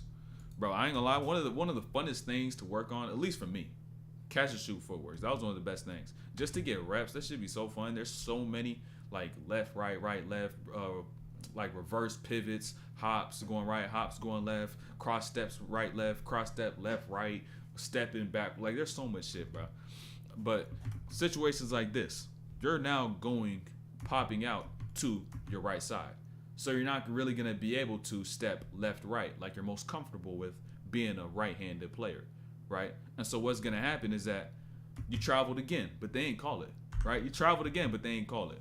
So it's another thing to where you just got to add in the footwork to prepare yourself for any scenario that you will be in a game, right? That variability when you train is going to be the best ability that you will have once you get into that game. So you getting out to that right, stepping with that left, boom, left, right. If you just got comfortable, right? You simply got comfortable being able to get here, right, left into that shot, boom, would have been much smoother of an attack. And a lot of righties in general don't work on that. Nobody that's a righty really works on a right foot pivot, nor do lefties work on a left foot pivot. But that's where you can separate yourself and be a threat going both ways. Because when you begin to look at players who get scouted for, right? They on the scouting report and say, oh, they like to do this, they like to do that. If you build your game in a way as to which you could do all the things you're good at, going right or going left, right? Being a catch and shoot player, going right, left, or going left, right, going over your right shoulder, then going over your left shoulder, how are they really supposed to guard you, right? JJ Redick was a player who they had said, oh, everything over his left shoulder. He liked to turn, go left, right? So every single scouting report said he's going over his left shoulder. Top locked him, try to force him over his right shoulder, right? So he didn't really pick up that skill. So now when you hear about a player say like Kobe, everything, every single direction, he may be better one way than another, but that other way that he may not be as good at, that shit is still superior, right? Shit is still superb. So when it just comes to being a catch and shoot player, you got to get damn near as comfortable with that right left and with that left right, also with the hop. Don't forget that. Every single footwork you could do left right, add the hop in, because now you put yourself at a position to where I could use either foot as my pivot, right? Just got to make sure the footwork is sharp. So by the time you do it for the once or twice in a game, you've done it thousands of times in your practice already. So that variability, that ability to get prepared for that crazy, because you just never know where you're going to be. Oh, it's the next play down. I didn't even realize these two plays was connected. Same thing, anticipation. Hold on. Same thing, anticipation. Same concepts is popping up. I'm really just realizing this shit my damn self. I'm like, oh, anticipate, footwork. Anticipation and footwork. Two things, right? Similar things, right? But same thing with Sarge. You got Sarge once again, right wing, Curry in the corner. And so now, probably while running back, you recognize Steph is right there on this same side, right? Just being aware of who's on the floor at what time, right? So you see Steph. You see Sarge get it. Now you see Sarge looking off to Steph. And I know scouting report probably says, okay, these Steph handoffs probably blitz, hard hedge, right? So now step out to that left side, your left side, his right side, which now leaves Sarge with his left side, your right side. So now he has a whole lane to be able to now go and attack and get to the rim. All of the fact of anticipation, right? In situations like this, the most important thing, especially as a defender, is to stay true to the defense, stay true to the concept. However you're supposed to guard something, guard it that exact way, because when you do it the way the coach says, he can't get on you for doing it wrong. He can't get on you for doing it wrong. If they're able to capitalize off that play, and you did exactly what he put on the scouting report, exactly what they said to do in these situations, how can you blame me? Now the coach got to look themselves in the mirror and say, all right, is this what we're doing, right? Am I wrong? Instead of saying, oh, you're wrong. Do exactly as they say. Do exactly, especially on defense. On offense, that it gets a little tricky because sometimes, depending on the player, depending on the skill set, you could get outside of that. As a defender, you could do the same thing. You could say, fuck it, I'm not going to do what they say. But you now must make essentially a chess move on the coverage that they made, right? As a player, as a team, you got to say, all right, I'm not doing this. I know this shit not going to work. But that's some high level shit. That's so far beyond, right? As to what you say, forget the coach. We're going to do it as the players say. We're doing this one way. That's a whole different conversation. But once again, anticipation though. Even then, you stepping up. That little step up too. I just really peeped that as well. Loki puts you in a worse spot, right? Put you in a little worse spot. Let the shit transpire. Let him do what he do. But that's just a little too easy. Especially like you probably thinking, oh, I just realized this shit too. You probably like, Dario, sorry, I ain't never heard this motherfucker in my life. I just really realized this shit. Like you really think about it. Like you're probably not that much of a hoop watcher, right? Just to know of a random role player like Dario Saric. So now you probably get into the game. It's like, you're not nice like that. So you give some shit up like this. You probably don't think he's going to take advantage of the shit. But he's in the same league as you for a reason. He's in the same league for a reason. So now getting to this point right here, it's like, oh damn, I didn't know he could play. I didn't know he going to take advantage of that. I didn't think he was going to do that. So it's like, all these motherfuckers could hoop. You know what I'm saying? You got to respect all of them. That's because that's the reason why they're there. Why you even playing against them. Transition matching up. Peep this though, right? He got the board, try to get a little bit, right? But now you got to look down. First thing, when you get back on defense, most important thing to do is just see numbers, count bodies, right? Who doesn't have a defender? And so on that first point out by Collins, peep. Collins points out, boom, turn, you see that. All right, George got that. And now what ends up occurring, he ended up just going to help. You playing help defense, but not helping off of anybody. You're just standing in place, right? So if you counted bodies, you would just had to pick up Steph, right? Whether if you had to pick him up, right, way back here, right, and just had to deny because there's two back there. Even though he did point this out, you got to turn back. Oh shit, I got to grab Steph. Deny that motherfucker. I don't deny. Deny. You know what I'm saying? Don't be the one to get scored on in that situation. If you just got to pick up already in the backcourt. It's like, shit, I'll do anything just to not have to get put in a situation where he has the rock and I really got to guard, right? So you just had to deny the whole way through. Shit, deny the whole way through. Better than giving up a shot like this and just running back, not finding who you got to get. And boom, I think this might be the last one, though. Might be the last one. But little times like this, too, though. You hit that first one. I know after hitting that first one, it's like, oh shit, today might be a good day. Today might be a good day. You know what I'm saying? On some whatchamacallit, Ice Cube shit. On some Ice Cube shit. I think that's his song. Forgive me if I'm wrong, but I think that's Ice Cube. He's about to tell you, today's about to be a good ass day. You know what I'm saying? So situations like this, when you make those plays where you hit one, travel, it's gonna stop you from being able to get a skip pass where you wide ass open. Right? Which is why those players that layer from that first one are so vital. Because you'll lose the trust. You'll lose that sight, right? And so, even something else I was thinking is that, like, in situations like this, even though they probably are looking you off or looking for something specifically instead of looking for you who's open, right? Just sometimes you can give a little I'm telling you, that shit be traveling so far. I know arenas be loud as shit. I know players be loud as shit. But when you hit a little I kid you not, you can hear that shit from the other side of the floor. And the defense may pick up on it, they may not. But when the offensive player with the ball just hears a little, like, from the corner, like, just from one ear, they may turn over and look for a second and be like, oh, shit. You know what I'm saying? That shit travel far. It should be traveling. So you got to make sure them plays that now get layered are sharp. You know what I'm saying? So you can maintain that trust. You maintain opportunities to get looks in games that are fairly competitive and in reach, where you're actually trying to win these. So Keontae takes that shot. He be shooting that motherfucker. I didn't know he be shooting shit like that. What the fuck? But yeah, lock in. You know what I'm saying? That's the last clip for this breakdown. Y'all got any questions? If y'all need any advice on workouts, if you even Taylor still watching this, got a question or a workout you want to know, let me know. But next stream probably gonna be on Monday. I might get into some high school shit, some college shit. I think that's what I'm gonna go to on Monday, because All-Star break, you know what I'm saying? So stay on the lookout for that. Stay on the lookout for my story, because I may ask y'all what players to watch. And the merch drop also coming soon. Merch drop coming soon. You see the merch already rocking it. Merch drop coming soon, probably sometime in March. But make sure y'all sacrifice y'all present self and invest into your future self and do everything you need to do to be able to get to where you want to go. So discipline or regret.